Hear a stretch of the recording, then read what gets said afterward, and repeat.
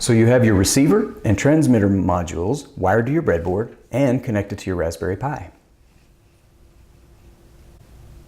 Now what?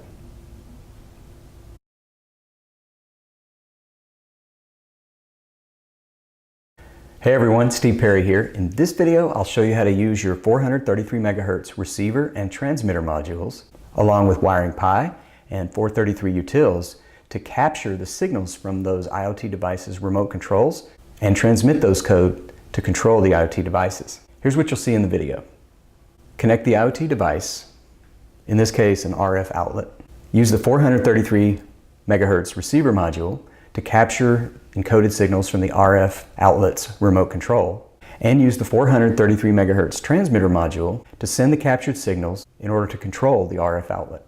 The IoT device I'll use in this video is a 433 MHz eTech City RF outlet.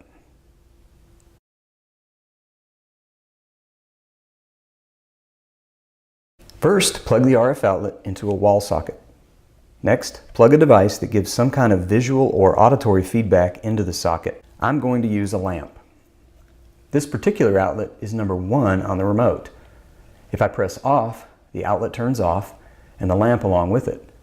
If I press 1, it comes back on.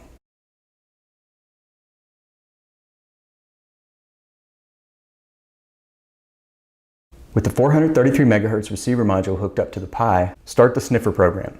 From a terminal window, navigate to the Home Automation /433 utils /rpi _utils directory and run the program. /RF sniffer. To capture the signal from the remote, I'll press outlet 1's on button. RF sniffer was able to detect the encoded signal value and prints the value to the console. The value you see is the decimal representation of the 24-bit binary encoded value. RF sniffer also detected the delay or pulse length in microseconds, and as you can see, the signal length in bits is 24. I'll repeat this for the off button, and there is its encoded value. I'll make a note of the encoded values for both on and off because I'll need it in a minute. The encoded signal value for your RF outlets, even if they're eTech City RF outlets, will be different from mine. So make sure and use your values. Now you're ready to control the outlet using the signal values you just captured with RF sniffer by feeding them into code send through the transmitter module.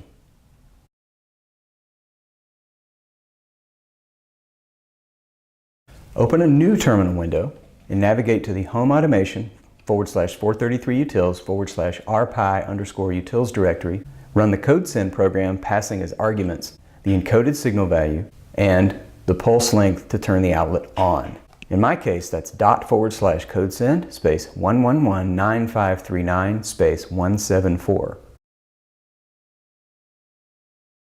And the outlet turns on and supplies the lamp with power. Now I'll turn the outlet off. ./codesend space 1119548 space 174.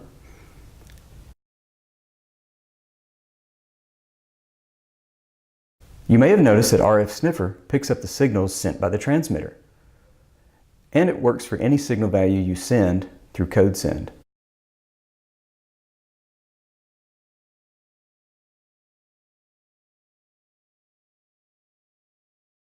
That can come in handy as you're working through the project in case you need to do some troubleshooting.